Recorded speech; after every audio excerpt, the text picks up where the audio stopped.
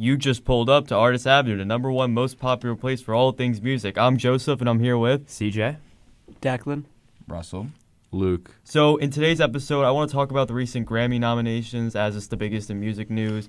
Personally, the rap album of the year candidates are very weak in my opinion. They're just terrible. Declan, you had some harsh opinions about this while texting me. Yeah, I think like the only one that even deserves to be there is like Doichi, and this is always gonna be like mainstream albums. So like, no Blue Lips, no Dark Times. Yeah. I'm actually okay with what Lupe Fiasco not getting the nomination. I didn't really exactly like that one. Luke doesn't like that, I guess. What else?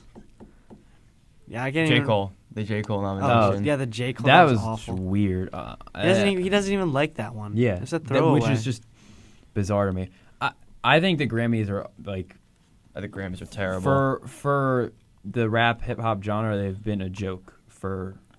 I'm going to be completely honest, and I don't He's take gonna this say as a Vultures. joke. I'm not joking, though. I really think Vultures should have been on there. Vultures is a great Hell album. no. I'm not Terrible. joking. All right, no, hold you on. guys Take really the, underrate Take the weight Vultures. of Russell's perspective here. You guys really, really underrate Vultures. There's some solid tracks on it. Vultures 2, I get. He used AI, the production. It was very, very rushed. But Vultures 1 is not a bad album. I've said this for forever. I really like almost every single song on that album. And over some of the Lupe Fiasco, obviously, one of the greats on Touch the Sky. I don't even have to. I'm fine with that. Nobody knows who he is besides that. No, but I've heard him on Touch the Sky. And I would say I think Vultures should have been on it. But over, Joe, could you agree that over some of the things that they put on it, Vultures could have been on it, or you really hate Vultures? It's just mid. It's mid. It's mid. I mean, There's definitely some other albums on this that were nominated that were mid, though, right?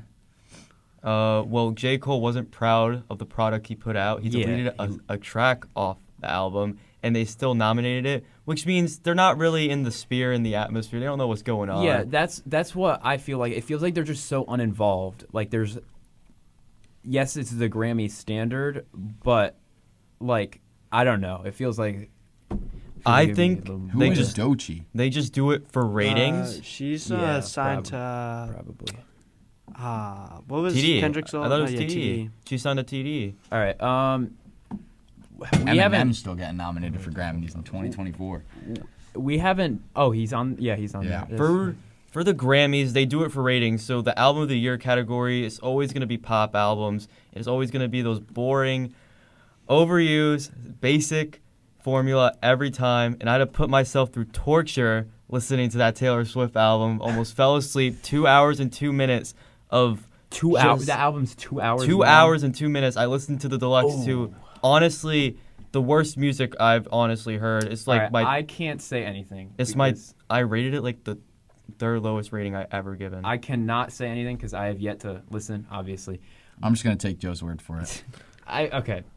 Beyonce had the best music video. I just want to move off of the Grammys for a second. We haven't been in the studio in a long time. Have we even gotten the chance to talk about Chromacopia? No, we haven't. Oh, wow. Yeah, we should talk about Chroma. Okay, so I just want to say, like, first listen on the album, I thought I guess my expectations were maybe too high, or I don't know. I just thought it was a very average work 100%. or something. I didn't take the time to appreciate it until literally the second listen through right away. Like, I guess I familiarized myself with the songs or something, but it just, I don't know, clicked or something. A lot of songs, like Him, love that song. It took a little bit to set in with me, but wow, I really love that song, especially the production on the song. It's just wonderful. Obviously, Saint Chroma's the hit. It's the one people Yeah, it's a good song. going crazy with. But really, there's a lot to appreciate in the album, I feel like. Yeah, I agree with you. The first time, I know I'm not a Tyler Creator fan at all. I don't like Tyler Creator. I like a little bit of his old stuff. But I listened to the album the first time, thought it was terrible.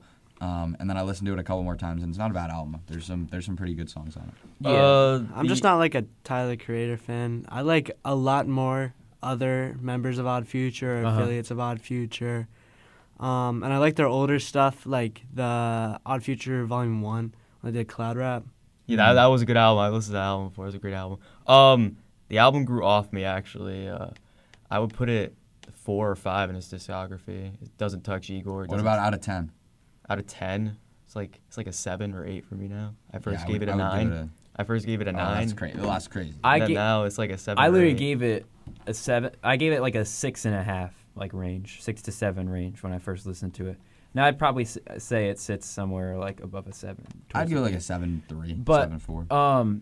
Obviously when we talked about this, we were expecting like his most complete work, right? But I feel like you can pick up all kinds of sounds from throughout his career in this album, but I don't think it touches Igor. Nope. I don't think. Do you even think it's better than Flower Boy? Yeah, Well, it's touch different Flower than all Boy. of them. That's the thing. It's different, yeah. I don't like it as much as I would like those things. But Uh-huh. if somebody liked this style more than those, then I could see And the it. thing about his work, I only like the one where it's like, you guys thought I was dead. yeah, With Schoolboy Q, my favorite. It's just the thing about this A lot of album. noise elements. It's so like unapologetically him. I don't know what the word I'm looking for is, but he just doesn't. He's putting out stuff he likes. Like that's his style, and it's not for like some kind of standard. It's not to I don't know fit in with anything. It's a cool sentiment. Yeah, if you like it, you like it. If you don't like it, it's still wonderfully him. It's a very good album. Great explanation, CJ. Now, Luke, I brought you on here today because you've listened to my second favorite artist of all time's whole discography. Mhm. So how was the journey through Mac Miller's discography? I was very excited for the Mac Miller journey. You were the one that put me on it originally. I have a list of all the artists I want to go through, and Joe saw that list, and he was very excited that Mac Miller was on there. So he kind of pushed me to listen to Mac Miller, and it was a very enjoyable experience. I found myself liking not every song, but like most of the albums were very, very solid. You want me to go through the ranking right now? Oh, yeah. Number 1, I put Swimming. Agreed. I thought that I was agree with that one. Yeah. some of his best work, some of his most catchy songs on there. Then number 2, I put The Divine Feminine. Okay. I really liked the way that whole album just worked together and created that story. And number 3, I put Kids. That's a fun album. Great songs. Number 4, I put Good AM. Okay. Amazing songs on there. Number 5, I put Circles. I Okay. would have put it higher, but it's a little too sad to be going back to very often. And 6, I put Faces. Okay. I personally am not a fan of longer albums. I can see why. Yeah. But the songs on there are good. And then these last couple, they were still good albums, but I just didn't find myself going back to them as much as I was going back to the other ones. At number 7, I have Watching Movies with the Sound Off. Then 8, I Love Life, Thank You. Number 9, The Best Day Ever. 10, Macadelic. And 11, Blue Side Park. Yeah, the lower albums I don't find myself revisiting. I usually just revisit Circle, Swimming, The Divine Feminine. My favorite is Swimming too. If I would have to give you a top 3, it'd be Swimming, Circles, Faces. Pretty basic, but those are the albums I return to the most, and I listen to most of the tracks off them. Yeah. But I can see your thing with Faces. It has a 90-minute runtime. It's pretty long. Yeah. But yeah, today we wanted to take a little bit of a dive into the lyricism of Mac Miller's work, which is something we'd also be looking to do in future episodes. Well, we can look at lyricism throughout any artist. If anyone has Yes. lyrics here that you want to talk about. But Luke, I know you've taken a real deep look at some of the lyrics in Mac Miller's book. Yeah. If There there's was I just put my favorite one on this list. This was off of Small Worlds. I'm building up a wall till it breaks. And for me, I know music is subjective. For me, this was a triple entendre with building up a wall against his addiction to substances and also building up an emotional wall to kind of hide his feelings so he wouldn't be vulnerable, and also just putting his work into something and then having that all break down before him. And then adding the fact that he passed away a month after that album dropped. It was just so heartbreaking to be listening to that. It's just devastating to think about how much he could have contributed. He was evolving with every album, and sadly he passed away. About his passing, off a lyric off Self-Care, he said, "I got all the time in the world, so for now I'm just chilling." Yeah. That just hits hard after he died. And that was released as a single, too, so it had time to marinate with people.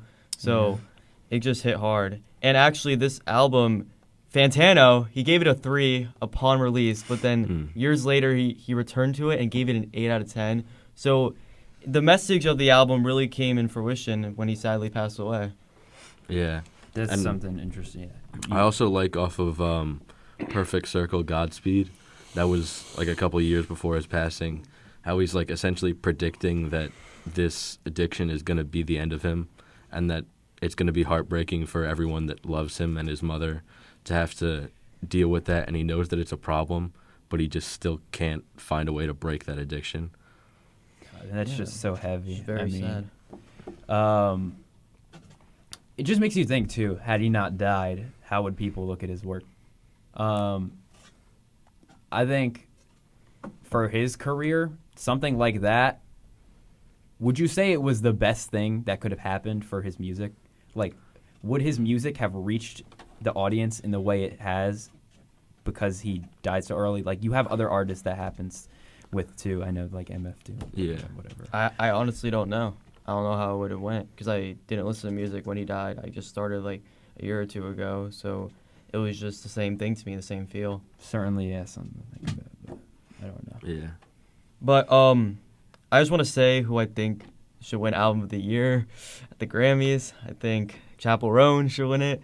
Taylor Swift should not win it at all. And that's all. That's my piece about it, honestly. All right. I'm kind of indifferent, but, you know, I'll come up with a decision probably in the next show. Wait, let me think. What? You gonna... Oh. Also, music homework, if you guys have anything. Should have won would be Blue Lips, I guess. But my actual Album of the Year would be, I don't know, actually. I like That's Bloody kinda hard. Angel. That was a really good one. No. No one here would like that, though. Okay. It's industrial. Luke, is that all the lyrics you had? Yeah, those great. are the Mac Miller I ones loved I wanted it, to go Luke. through. Thank you. Luke. Music homework. I don't really think I got anything today for anyone. Yeah. You have anything, CJ? Well, so MF Doom has this 20th anniversary remix Mm, edition. food? Yeah, coming out. I think it's tomorrow. But only a few of the songs. I mean, I just took the chance to re-listen to Operation Doomsday. That's the one I looked through. And it has some really good listens, I would say. So if you have not listened fully through, certainly, take the time to do that. I think it's worth it. I'll definitely take a listen to it. I've been wanting to get into more MF Doom. Luke, you have any music suggestions for us? Just if you haven't listened to it yet, Swimming, Mac Miller. Yeah, okay. Even if you have, listen to it again. Mm-hmm. And thank you for your insight today, Luke. I think I'd like to spend a lot of time more looking into lyrics like that. Would you have to say, Declan? For homework, Bleach by Blade and Echo 2K. No. Yeah, they're good. It's good. Russell, you have I'm anything? still cheering for I'm just the kidding. 1980 U.S. hockey team by Oakwood, and Tell Me Ache by Yapo JJ. I've never heard of any of those people. Never mind. I've heard of Blade, I've heard Blade. Yeah. Echo 2K, Whatever. Train Gang. Sad Boys Entertainment. Well, that's... I think we're That's all for done. today. I think that's about all we have for today's episode. As always, we hope you enjoyed listening. And we'd like to hear more from you, listeners, if you find us on our socials. Tell us some stuff you'd like to see on the show. Tell us some stuff you'd like us to talk about. We're open to anything. And I think soon we'll be diving a lot more into lyricism and, take some kind of direction. We'll see how it goes. And one thing before we go, I'm going to have a new series soon on Instagram, Reels, and TikTok. I'm not going to tell you guys what it is, but that video will be up today. And I hope you guys enjoy it. But Yep. That's all we have for today. Thank you for tuning in to Artist Avenue, and we hope to see you around soon. thank you.